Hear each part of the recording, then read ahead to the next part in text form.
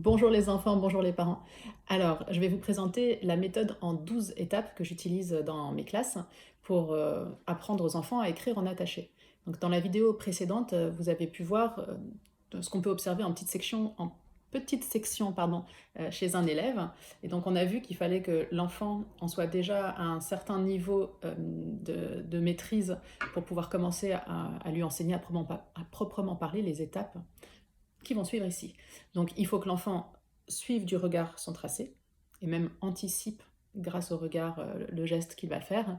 Et il faut aussi qu'il ait bien sûr la maîtrise du pouce, donc qu'il puisse fléchir bien le pouce, ce qui va lui permettre de freiner ses tracés et de maîtriser son geste. Voilà, donc à partir du moment où l'enfant commence à faire des boucles, qu'on a repéré quel était son sens dominant, donc je vous rappelle qu'on a un sens naturellement dominant quand on fait des boucles. Donc moi par exemple, étant droitière, je fais naturellement des boucles dans ce sens, mais les gauchers et puis certains droitiers auront tendance à faire des boucles comme ça. Donc, ce qu'on fait, c'est qu'une fois qu'on sait dans quel sens l'enfant est le plus à l'aise, on va l'encourager à travailler ce sens dominant. Donc, on commence toujours par du grand format.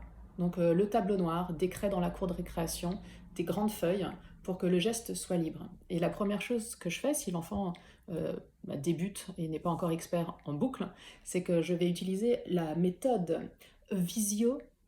Je regarde mon petit papier pour être sûr de ne pas dire bêtises, la méthode visio-kinesthésique. Donc l'enfant va apprendre et va se souvenir grâce à son regard, parce qu'il va regarder ce qui se passe, mais il va aussi sentir ma main sur sa main, et je vais l'aider donc au tableau avec la craie, je vais lui mettre ma main au-dessus de sa main, et l'accompagner dans le geste de la boucle, dans son sens à lui. D'accord? Parce que si je commence déjà à le mettre dans le sens opposé de son sens naturel, il va se confronter à une difficulté qui sera trop grande et ça sera probablement une envie directe d'arrêter. Donc oui, alors la motivation est très très importante dans cette méthode. Dès le début de l'année, alors surtout quand j'ai un triple niveau, c'est là que c'est vraiment intéressant les triples niveaux, parce que je m'adresse aux grandes sections. Les moyennes sections écoutent, les petits sont en train de faire autre chose. Mais je vais installer une grande affiche et je vais dire aux enfants d'une façon très solennelle, cette année, je vais vous apprendre à écrire en attaché. Et vous pourrez écrire tous les mots que vous voudrez en attaché quand vous aurez réussi ces 12 étapes.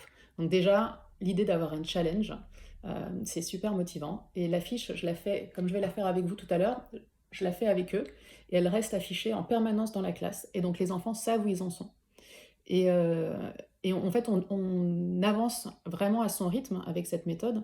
Et il n'y a pas de compétition entre les enfants. Il y a des enfants pour qui c'est naturellement facile de faire des boucles, qui se sont entraînés depuis qu'ils ont 2 ans à dessiner, et d'autres qui ont qui bloquent, qui n'y arrivent pas, qui stressent. Et donc ces enfants-là vont avancer plus doucement, mais on est là pour les accompagner et montrer à chaque fois à quel point ils avancent quand même. Regarde, tu étais au niveau 1, maintenant tu es au niveau 2, allez, on va s'attaquer au niveau 3. Et à la fin du niveau 12, les enfants obtiennent un cahier de CP. Alors c'est moi qui l'ai appelé comme ça. On appelle ça le cahier de CP. Donc c'est un petit cahier avec un interlignage comme on a en début de CP. Et ça, quand on obtient son cahier de CP, première chose qu'on fait, c'est qu'on fait un dessin pour, euh, pour la couverture du cahier. Et ensuite les enfants, le premier mot que je leur enseigne, c'est leur prénom. Donc ils apprennent à écrire leur prénom en attaché. Et quand ils savent faire ça, ils ont leur cahier de CP, ils ont fait les 12 étapes et ce sont les rois du monde. Et ce qui est génial, c'est que mes élèves de moyenne section, quand je suis en triple niveau, parfois obtiennent leur cahier de CP. Alors parfois avant des grandes sections, si c'est pas important, parce que comme je disais, c'est pas une compétition. Mais du coup, c'est absolument super d'arriver en grande section en sachant déjà écrire en attaché. On est parti pour la méthode. Donc, je mets ma main sur la main de l'enfant et je l'accompagne vers le geste. Je me déplace avec lui aussi le long du tableau pour qu'il comprenne que le mouvement, hop, il doit se faire de façon latérale. Donc il y a tout le corps qui est engagé. Après, on peut aussi faire des mouvements sans craie, sans stylo, sans rien, juste avec le doigt. Donc on s'amuse à faire des boucles dans un sens, dans l'autre. Euh, voilà. Le modèle visuel, c'est moi qui vais faire le modèle et l'enfant regarde. Donc je trace au tableau le modèle, il regarde et ensuite c'est à lui de faire. On peut aussi travailler les yeux fermés. Donc proposer à l'enfant de se mettre face au tableau et de faire ses boucles les yeux fermés. Comme ça, c'est vraiment le geste qui accompagne. Ensuite, il y a le modèle statique, et ça, le modèle statique, c'est le modèle que moi je prépare à l'avance. Donc ce que je fais, c'est que ça va se passer comme ça. Je crois que j'en ai préparé une là. Voilà.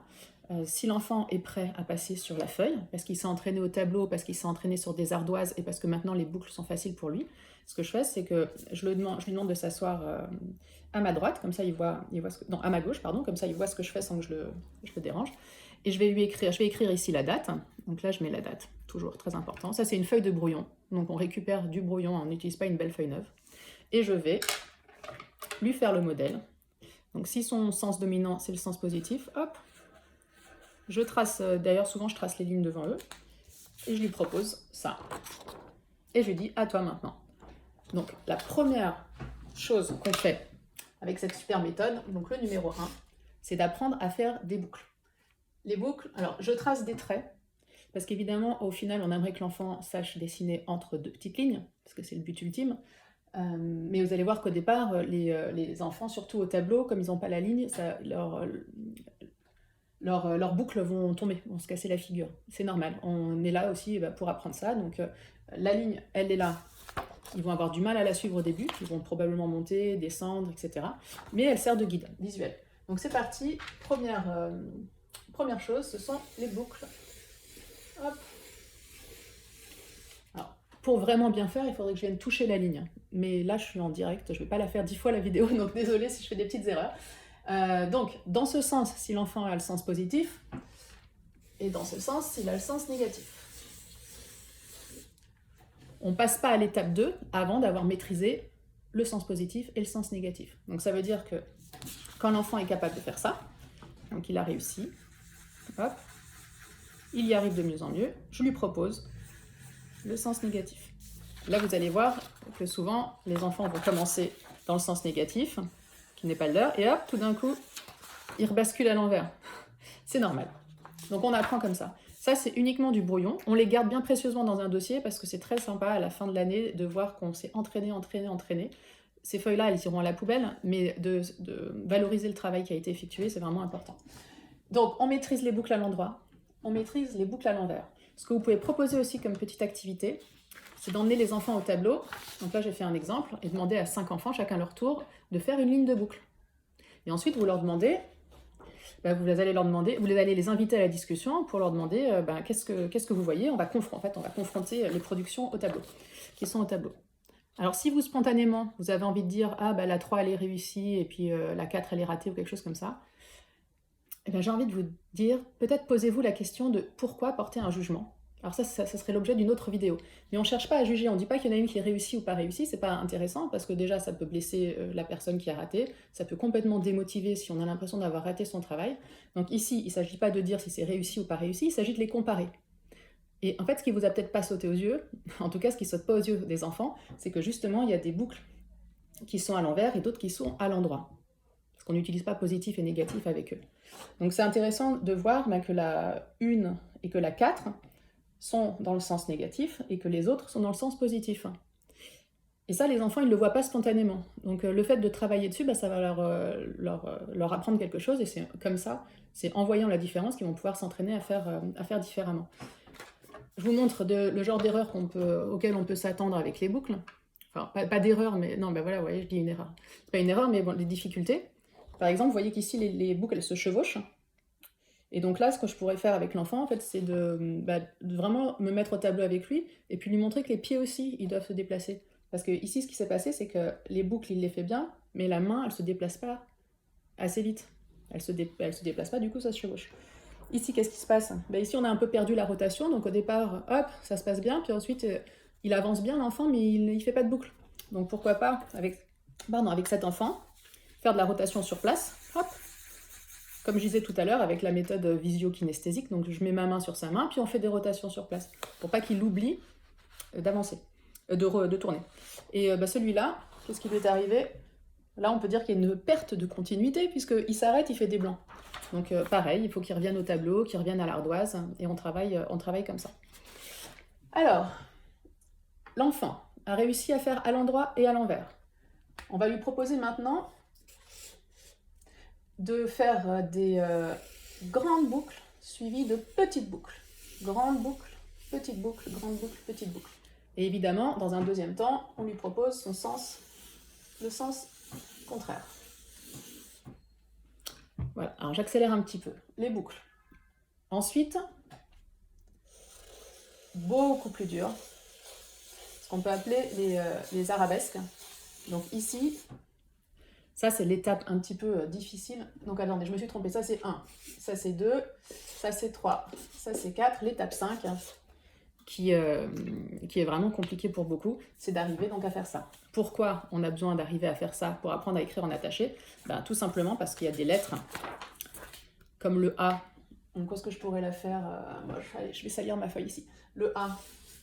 Comme, qu'est-ce qu'on a d'autre? Le C, le E, tout ça sont des rotations qui se font dans le sens positif, mais dans le sens négatif, regardez, on a le J, je suis passée dans ce sens-là, le M aussi, et puis il y a des lettres qui demandent d'utiliser les deux sens, comme, je vais vous le faire ici, comme le G par exemple. Hop, je tourne dans un sens, je tourne dans l'autre. Donc il faut maîtriser ce geste-là pour apprendre à écrire en attaché. Une fois qu'on a fait celui-là, donc souvent les enfants bloquent là-dessus, mais quel plaisir ils ont une fois qu'ils se débloquent, ils sont super contents. Ensuite, on va passer au simulacre de mots. Parce que c'est bien beau de savoir freiner son geste, il faut aussi savoir l'arrêter, le suspendre et repartir. Donc ici, on va faire par exemple grande boucle, petite boucle, grande boucle à l'envers, petite boucle à l'envers, grande boucle à l'endroit. Alors pourquoi je dis à voix haute petite boucle à l'envers, petite boucle à l'endroit? Parce qu'il y a des enfants qui ont une mémoire plus auditive et c'est important pour eux aussi d'entendre ça. Pas juste le voir, mais vraiment le formuler à voix haute. Donc ici, il va falloir que l'enfant il reproduise ça, mais qu'à chaque fois, il s'arrête et qu'il redémarre à côté. C'est-à-dire que c'est plus un enchaînement qui va jusqu'au bout de la feuille, il écrit son mot, enfin son simulacre de mot, c'est pas un vrai mot, et il en fait un autre. Ici, on est parti dans le sens positif, donc on aura un autre mot simulé, mais dans ce sens-là. Donc qu'est-ce que j'ai proposé? Ça, hop, voilà. Le numéro 8, ce que j'appelle vulgairement le J, je ne sais pas s'il a un autre mot, ça ressemble à un J. Donc ici, je leur dis, tu as un J, 2 petites boucles à l'endroit, un J, 3 petites boucles à l'endroit, un J. Le numéro 9, vous voyez bien, grande boucle à l'endroit, petite boucle à l'endroit, J, grande boucle à l'endroit, attention, grande boucle à l'envers, donc il va falloir les enchaîner ces deux-là, et 2 petites boucles à l'endroit. Je lève mon crayon, je vais à côté, et je fais une grande boucle, petite boucle, J, grande boucle, grande boucle. Alors là, quand on arrive au 9, on est drôlement fort parce que il peut tout à fait arriver que les enfants fassent 2 grandes boucles à l'endroit alors qu'il fallait en faire qu'une. Donc il faut être concentré, il faut regarder et il faut recopier comme il faut. D'accord? Il faut suivre le modèle. Alors, ça c'était le 9, le 10, le voilà.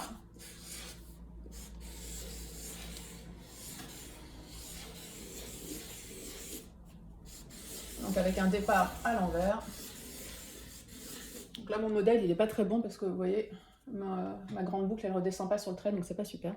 Une fois que l'enfant arrive à faire ça, à le reproduire nickel le long de la ligne, sans aller en dessous, sans aller au-dessus, il est prêt pour la dictée.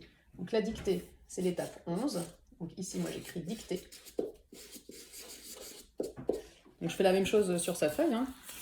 Disons qu'il a réussi à passer toutes ces étapes, donc je fais maintenant, tu vas passer à la dictée. Et je réalise aussi que j'avais préparé cette feuille pour montrer évidemment que s'il y a des enfants qui n'arrivent pas à faire petite boucle, grande boucle, vous pouvez leur faire 2 lignes. Donc là, je vais me mettre ici pour vous montrer. Et dire, voilà, c'est le bébé, le papa, le bébé, le papa. Donc on utilise, s'il faut passer par des choses qui les touchent, comme le bébé, papa, pourquoi pas. Petite, grande, petite, grande. Et donc, vous voyez que les traits vont lui permettre de bien se repérer. Mais j'en suis pas là, j'en suis à la dictée. Donc pour la dictée, ce qu'il va falloir faire, c'est que l'enfant, je lui dis, tu prépares ton crayon, tu le poses sur la ligne, tu écoutes ce que je dis, et tu dois faire ce que je te dis. T'es prêt? Tu vas faire une petite boucle à l'endroit, une grande boucle à l'envers, une grande boucle à l'endroit, un J, 2 petites boucles à l'envers, 2 petites boucles à l'endroit. Et vous l'aurez compris, si l'enfant est capable, sous la dictée, de freiner son geste, de s'arrêter, de repartir, de faire des boucles à l'endroit, à l'envers, tout ça avec fluidité, il est absolument prêt à écrire toutes les lettres de l'alphabet. Et ça, c'est absolument génial parce que moi, quand je connaissais pas cette méthode, je galérais pour leur faire des A, des F, ils n'y arrivaient pas. Et quand votre élève arrive à l'étape numéro 11, il est prêt pour écrire son prénom. Donc la 12e étape, je vais montrer à l'enfant comment écrire son prénom en attaché et il va s'entraîner de la même façon qu'il s'est entraîné comme ça. Je tire des lignes à la règle, j'écris la date, j'écris son prénom et c'est parti pour le prénom. Donc là, je vais utiliser le mien. Hop. Alors c'est un autre débat de savoir s'il faut faire des majuscules ou pas en anglaise. Et l'enfant s'entraîne à écrire son prénom. Et quand il y arrive parfaitement, il a son cahier de CP. Dans son cahier de CP, il écrit son prénom à la perfection. Et ensuite, je lui propose d'écrire le mot de son choix. Qu'est-ce que tu veux écrire? Ballon. On écrit ballon. Sœur. Spider-Man. Ce qu'il veut. Voilà. Et il faut que ça reste, en fait, il faut qu'il soit motivé par l'envie d'écrire. Et si c'est lui qui choisit les mots, il sera encore plus content. Et ensuite, on recoupille des petites phrases. Selma joue avec sa sœur. Voilà. Et des phrases qui les amusent. Et c'est vraiment, vraiment super chouette parce que tous les élèves qui ont travaillé avec moi et qui sont arrivés à l'étape 12 savaient vraiment très, très bien écrire en attaché. Et quand je vous dis très bien écrire, c'est-à-dire qu'après, évidemment, je leur montre certaines lettres, le F, et voilà. Mais spontanément, ils vont faire les A dans le bon sens. Ben voilà. Qu'est-ce que j'ai à vous dire d'autre? Rien, je crois. Je vous ai livré mes secrets pour apprendre à écrire en attaché et ça m'a fait très plaisir et je crois que c'est la vidéo la plus longue que j'ai jamais faite. Donc, si vous avez tenu jusqu'au bout, je vous félicite. Au revoir.